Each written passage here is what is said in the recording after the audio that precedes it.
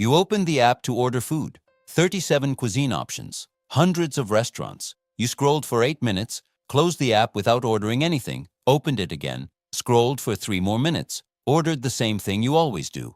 That was freedom. 3 weeks ago you had a free Sunday. The whole day. No commitments. The afternoon was wide open. You spent 40 minutes deciding what to do with it. You looked up places to go, opened 10 browser tabs, read reviews, thought about calling someone, didn't call. The afternoon came and went. You stayed home doing something you hadn't planned to do and went to sleep with the vague feeling that you had wasted something, without knowing exactly what. That was also freedom. Last week you saw a travel photo on Instagram, someone you vaguely know, a beautiful place, good light, the expression of someone who seems to have found something you are still looking for. You stared at it longer than you should have. Then you looked at your own life, what you have been doing, where you are headed, what you have chosen over the past few years, and felt, for a brief but real moment, that you had made the wrong decisions. But which decisions exactly? You are not quite sure. You only know that something feels out of place, a kind of mismatch between who you are and who it seems you should have been. That was also freedom. Jean-Paul Sartre said that the human being is condemned to be free, not gifted, not blessed, condemned. It is a strong word, and perhaps you have never understood that word with as much precision as you feel it today, in the daily life of an era that multiplied options and, with them, also multiplied the weight of every choice made and every choice not made. This video is not going to tell you what to choose. It is going to show you why choosing has become so heavy, and why that is not your weakness. If you feel that simple decisions seem harder than they should be, you are not alone. If you finish a productive day but go to sleep with the persistent feeling that something was left behind, that you should be somewhere else, being another version of yourself, you are not alone. If you got what you wanted, the promotion, the relationship, the move, the project, and still keep looking at what others have with that feeling that they know something you do not, that there is a more correct path that others found, and you have not yet, you are not jealous. You are responding in a completely rational way to a system that was built exactly to keep you in that state. Think about this. There is an entire generation of adults who grew up hearing that freedom was the answer. More options, more choices, more possible paths, more available identities. You could be anything, do anything, live anywhere. Reinvent yourself as many times as you wanted. The world was open in a way that no previous generation had ever experienced. And what nobody predicted, or perhaps did not want to admit, is that having infinite options available does not liberate, it paralyzes. The freedom they promised was real. The weight it brought is also real.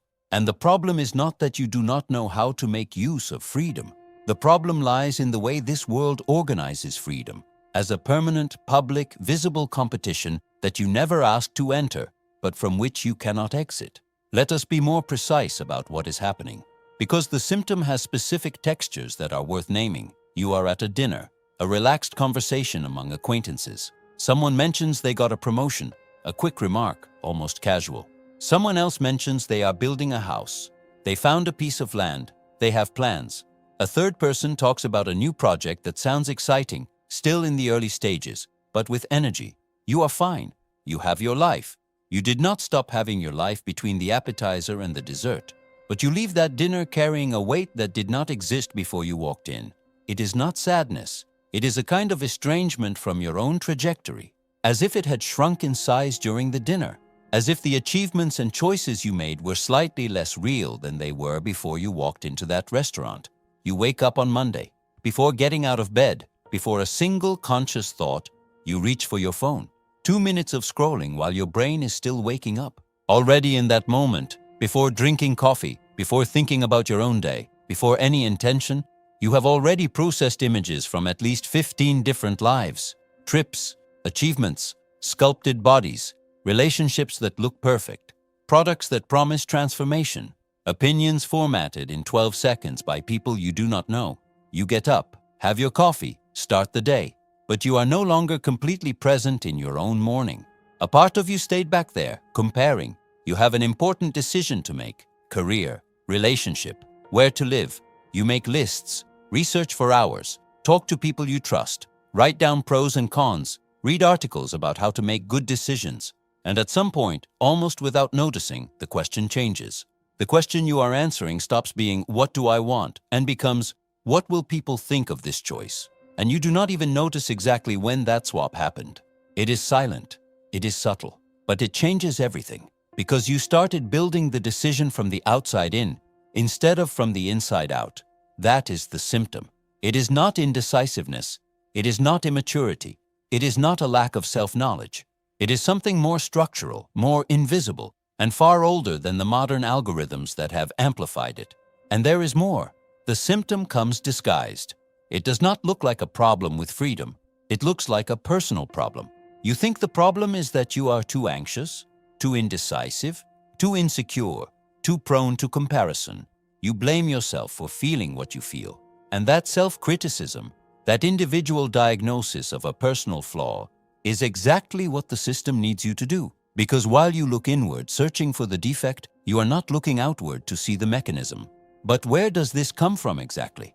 Why does a generation with more access to information, more resources, more available options, and more discourse about authenticity, self-knowledge, and mental well-being feel more difficulty in choosing and more anguish after having chosen than any previous generation? Why did the expansion of freedom bring with it a contraction of lightness? There is a mechanism operating here, silent, systematic. It was built not to harm you, but it harms you as the natural consequence of how it functions. And to understand it precisely, we need to go to a philosopher who, decades before social networks existed, before smartphones, before algorithms, had already described with surgical precision the exact structure of this problem. Jean-Paul Sartre, Paris, 1943. The world is at war. Europe is being redrawn by violence. And amid all of this, a French philosopher publishes a dense, difficult work of nearly 700 pages about the human condition. The title was Being and Nothingness. It was not a book of comfort, it was a diagnosis. And within that diagnosis was a thesis that, at the time, sounded almost offensive to many people, especially to those who were accustomed to thinking that human beings have nature, destiny, essence, purpose.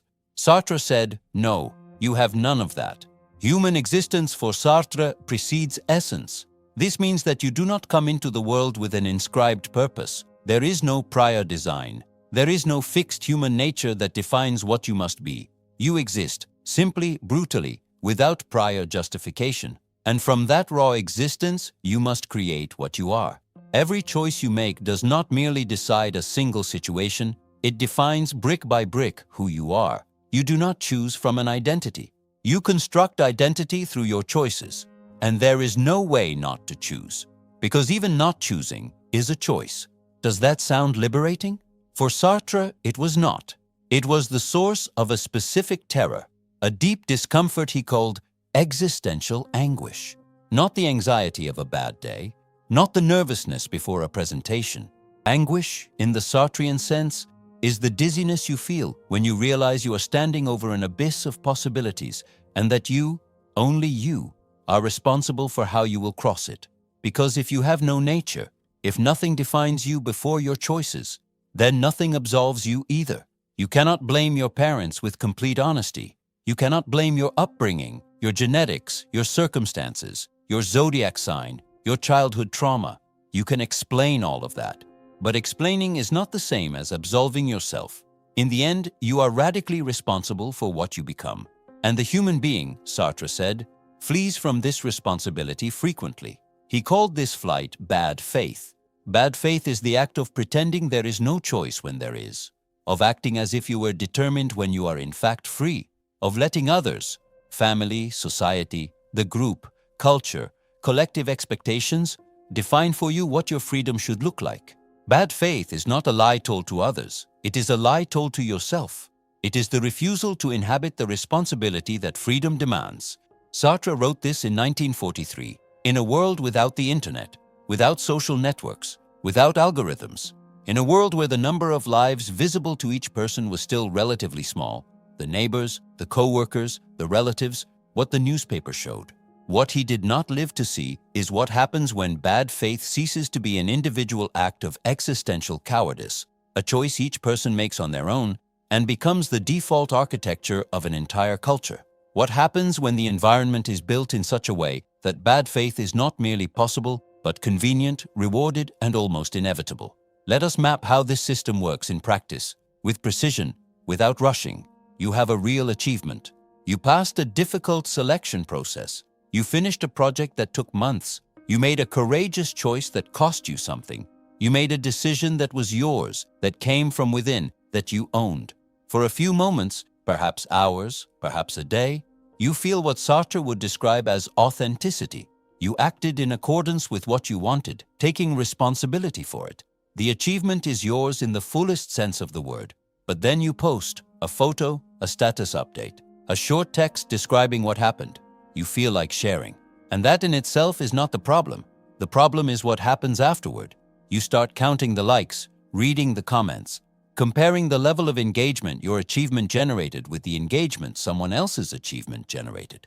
Rereading your own caption, wondering if it was well written, monitoring who reacted and who did not, and forming hypotheses about the silence of certain people. And imperceptibly, but completely, the center of gravity of your experience shifts. What mattered before was what you did. What now matters is how what you did was received. You stepped out of the achievement itself and entered the mirror of how it looks to others. Sartre would say, you just converted your freedom into performance. You stepped outside of yourself and handed the social tribunal control over your experience. And what is sophisticated about this mechanism, what makes it so difficult to name and resist, is that it does not feel like a flight. It does not feel like cowardice. It feels like participation. It feels like connection. It feels like legitimate belonging. Modern bad faith does not present itself as the abandonment of self. It presents itself as engagement, as social presence, as community. Think about what happens when you do not post. When you have an achievement and simply live it, without recording it, without sharing it, without showing it. How does that feel? For many people, it feels as though the achievement is slightly less real, as if it needed external validation to become entirely true. That is the structure the system has built inside you, the dependence on an audience as a criterion for reality. The system does not need to force you to compare. It does not compel you to play the game. It simply organizes reality in such a way that not comparing feels strange. It feels like isolation. It feels like arrogance. It feels like disconnection from something important. You compare because the environment was architected so that comparison is the default mode for navigating the social world. And within that environment, bad faith is no longer a conscious choice of cowardice. It is the path of least resistance. You walk into a restaurant with a friend. You know the menu. But before deciding what to order, there is a question that passes through the back of your mind before you even notice it. Does this seem like the kind of thing I would order? It is not the question of whether you are hungry for it. It is not the question of whether it will be delicious. It is the question of whether this choice is consistent with the image you have of yourself, or more precisely, with the image the people around you have of you. Sartre called this phenomenon the gaze of the other, the moment in which the presence of the other, even if imagined, even if physically absent, becomes the criterion for your own existence. You do not exist only for yourself. You exist as an object in the field of vision of other human beings. And that changes how you experience yourself. What the modern system did was scale that gaze to proportions Sartre had not imagined. You do not carry the gaze of a few close people, the neighbors, the family. You carry the potential gaze of hundreds of contacts, followers, acquaintances, and strangers simultaneously, 24 hours a day. Before every relevant decision, and some not so relevant, the tribunal is convened, not because you consciously convened it, because the environment made its presence permanent and automatic. The tribunal is always in session. You are always the defendant. And what is most disturbing, you have learned to be simultaneously the defendant, the judge, and the audience. Think about how digital platforms present the world of options to you. You do not receive a neutral field where possibilities exist without weight. You receive active algorithmic curation, which lifestyles generate more engagement, which professional trajectories are most aspirational, which choices of consumption, relationship, identity, body, city, and leisure appear most frequently and with the most collective approval. This does not formally eliminate your freedom. You still decide. Formally, you remain free. But the field within which you decide has been pre-shaped by criteria that are not yours, and that often do not even belong to any specific other human beings. They are criteria produced by optimization systems that learned which patterns maximize screen time, clicks, reactions, and shares. Freedom exists, but it operates within a script you did not write, on a stage you did not build, before an audience you did not invite. Sartre would say that this is exactly the structure of bad faith at a systemic scale. Not the absence of choice, but choice within a cage that you have learned not to see as a cage. Because the cage was decorated in such a way that it looks like a garden. There is a documented phenomenon in behavioral psychology that became known as the paradox of choice. Common sense intuition says that more options are always better. More freedom to choose should result in greater satisfaction. But what the research shows is the opposite. Beyond a certain point, more available options results in lower satisfaction with the choice made, greater regret, and greater difficulty in deciding. The more visible paths there are, the more paths not taken you carry with you. More possible lives means more lives you are not living. But what digital modernity added to the paradox of choice goes beyond what classical psychology had mapped. It is not just that you have too many internal options. It is that you see in real time and with emotional detail what other people have done with the same options you had. You do not merely feel the weight of the possibilities you left behind. You see them embodied in lives that move alongside yours, published as constant updates, showing how the choices you did not make are turning out. The structural comparison system transformed the paradox of choice into something far more visceral, not merely the abstract doubt about what could have been, but the visual and constant evidence of what is being lived in real time by other people. And in that environment, paralysis is not weakness. It is a calibrated response to a volume of comparative data that the human brain did not evolve to process. Here is perhaps the most sophisticated mechanism of all, the one that is most difficult to see because it uses exactly the language of resistance to the system in order to reinforce the system. Contemporary culture does not ask you to obey. It does not use the vocabulary of conformity. It uses the opposite vocabulary: authenticity, genuine expression, finding your voice, showing who you really are, being yourself without caring what others think. But what it calls authenticity has a very specific format. It has a recognizable aesthetic. It has a frequency, tone, rhythm, and visual grammar that the system has validated as authentic. There is an aesthetic of the natural that is carefully produced. There is a grammar of vulnerability that has been turned into a content format. There is a vocabulary of breaking expectations that, by being so widely replicated, has become the new expectation. You are encouraged to express yourself, as long as your expression fits the formats that maximize engagement. You are encouraged to be different, within the grammar of differences that the system recognizes and amplifies. Sartre would call this collective bad faith on an industrial scale, an entire culture that pretends to exercise freedom while reproducing on a massive scale the patterns that the comparison and validation system rewards. Conformity was never as efficient as when it learned to present itself as individuation. The cage was never as successful as when it learned to describe itself as a garden. Let us deepen the diagnosis, because there is a still more fundamental layer that needs to be named. What Sartre described as condemnation to freedom has a specific consequence that rarely appears in discussions about mental health, productivity, or self-development. The anguish in the face of choices is not a sign that something went wrong with you. It is a sign that you are functioning correctly as a human being. Existential anguish, that deep discomfort in the face of open possibilities, in the face of the responsibility of being the author of oneself, is, for Sartre, the mark of someone who is still in contact with the reality of their condition. It is the moment when you realize you could have chosen differently, that you are therefore responsible for what you chose, that there is no metaphysical safety net. It is not pathology. It is painful but legitimate existential lucidity. But observe what modern culture does with that anguish. It pathologizes it. It diagnoses it as a problem to be solved, managed, optimized, eliminated. There is an entire market built on the premise that anguish in the face of choices is a malfunction that can and must be corrected. Apps for you to stop procrastinating and finally make decisions. Courses on decision-making frameworks for you to choose with more confidence and less hesitation. Self-development content for you to eliminate doubt and act with clarity. Cognitive efficiency therapies for you to stop questioning and start executing. The problem with all of this is not that it is useless in every context. The problem is the diagnosis underneath. The silent premise that existential anguish, deep questioning, hesitation in the face of responsibility, the weight of freedom, is a problem of personal efficiency. The system cannot tolerate you standing still before a choice, cannot tolerate you inhabiting the question without rushing toward an answer, cannot tolerate you remaining in a state of genuine doubt long enough to discover what you truly want, rather than what the system trained you to want.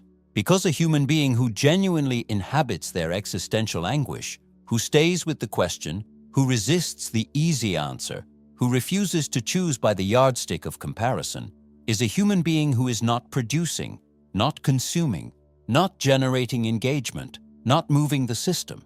Anguish was converted into a problem of personal efficiency, and that conversion is one of the most profitable operations of the digital age. And there lies the most brutal inversion that this video wants you to see. The same system that turned your freedom into performance now sells you tools to be more efficient within that performance. The cage does not merely exist. The cage offers courses on how to move better inside the cage, and you pay to take those courses, and you apply the techniques, and you become slightly more efficient in the performance, and you continue to feel the weight, because the weight was not inefficiency, it was lucidity. Think about how much of your suffering in the face of choices you have already tried to resolve with content about decision-making, with pros and cons frameworks, with meditation techniques for mental clarity, with self-knowledge journals, with podcasts from people who seem to have figured out how to decide well. And think about how many times, after applying the technique, the weight returned. Different, perhaps, temporarily smaller, but present. It did not return because you applied the wrong technique. It returned because the technique was responding to a false diagnosis. You do not have a problem with your decisions. You have a problem with the environment that transformed the act of deciding into a spectacle of permanent comparison. And no personal efficiency technique changes the environment. It only makes you more adapted to it. Here is what is really happening, with the utmost possible precision. Sartre said that bad faith is always individual, a personal choice to flee from responsibility, a specific existential cowardice that each person exercises alone, on their own, in relation to their own freedom. For Sartre, bad faith was a problem of individual consciousness.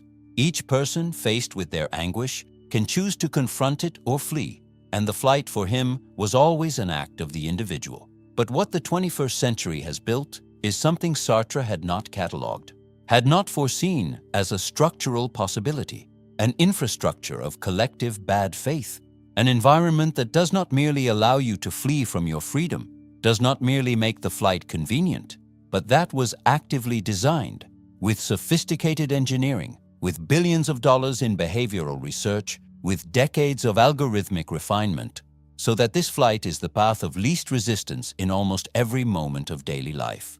You are not choosing poorly because you are weak. You are choosing within a system that specifically monetized your inability to choose for yourself. Let us name the mechanism with the precision it deserves. Every time you post a choice to see how it will be received before you are certain it is truly yours, the system profits.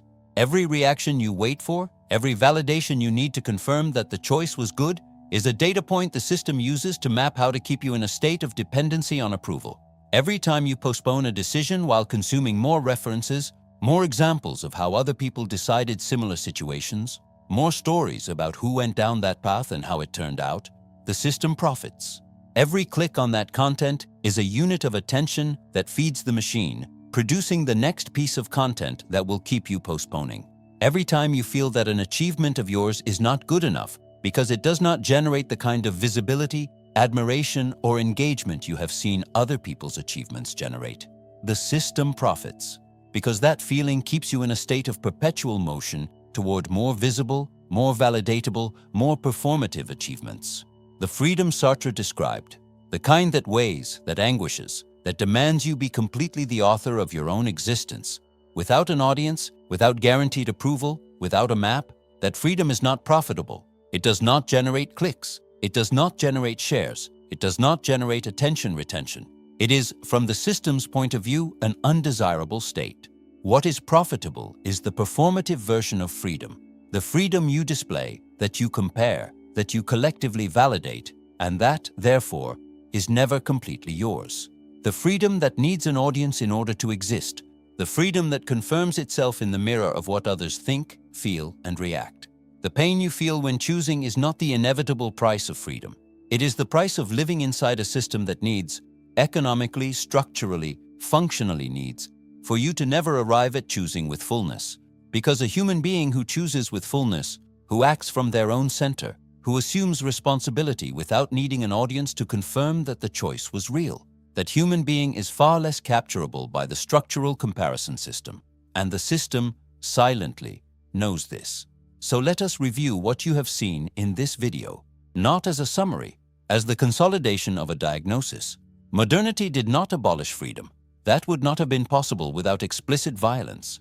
What modernity did was something more sophisticated. It reconfigured freedom. It transformed the act of choosing, which Sartre saw as the most fundamental foundation of human existence, the act through which the human being becomes who they are, into material for permanent collective comparison. It placed a tribunal where there should have been intimate space. It placed an audience where there should have been enough silence to hear what you actually want. Sartre said that fleeing from freedom is bad faith, that the human being who lets family, society, culture, and collective expectations decide for them is in bad faith, that pretending there is no choice when there is one is a form of existential lying. But what was not on Sartre's map, what he could not have mapped in 1943, is that bad faith can be institutionalized. It can be architected at scale. It can be distributed as a product. It can be monetized as a service. The weight you feel when choosing is not individual weakness. It is not the anxiety of a particular temperament. It is not immaturity that will pass with more self-knowledge. It is the real friction between your capacity to be free, truly, fully, Sartreanly free, responsible, and the author of yourself, and an environment that needs you to be free only within the formats it controls, monetizes, and amplifies. The anguish in the face of your choices is your nervous system recognizing that friction. It is the signal that something is not aligned between who you are and the theater the system expects you to perform. That signal does not need to be eliminated. It needs to be read. Think now about all the choices ahead of you, the small ones and the large ones, the career you are building or questioning, the relationship you are maintaining, transforming, or ending, the place where you live and whether you should stay or go, the project you want to start or the one you want to have the courage to abandon, the identity you are building or deconstructing because you realize the one you had belonged more to the culture than to yourself. Each of these choices will happen within a field you did not create. It will be observed by gazes you did not invite, but that you will also not be able to eliminate. It will be measured by criteria you did not define, but that are so deeply internalized they feel like yours. That is the structural condition of your time. There is no way to step completely outside of it. Nobody steps completely outside of it. But something changes when you see the mechanism. The system does not change. The system continues operating with the same efficiency. The algorithms continue curating the field of visible lives. Comparison continues to be available 3 centimeters from your thumb, 24 hours a day. The social tribunal continues in session. None of that goes away because you understood how it works. What changes is different and more fundamental. What changes is that you come to know you are inside a structure. And knowing you are inside a structure, naming the mechanism with precision, recognizing its operation at the moment it happens, is the kind of lucidity the system cannot sell back to you as a product, because it does not generate engagement in the sense the system needs. It generates critical distance, and critical distance is the only space where genuine choice can, sometimes, take place. Sartre did not offer peace. He did not promise that anguish would go away once you understood it. What he offered was clarity, and clarity sometimes is more disturbing than the confusion you had before. But it is a different kind of disturbance. It is the disturbance of someone who sees, not of someone who is lost without knowing they are lost.